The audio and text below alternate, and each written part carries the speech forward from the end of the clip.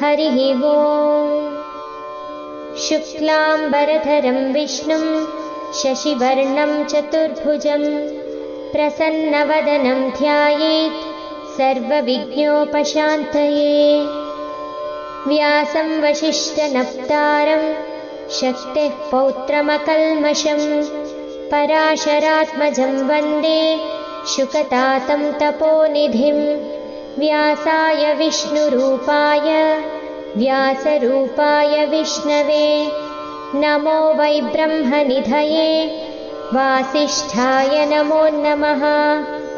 अविकाराय शुद्धाय नित्याय परमात्मने सदैकरूपरूपाय विष्णवे सर्वजिष्णवे यस्य स्मरणमात्रेण जन्मसंसारबन्धनात्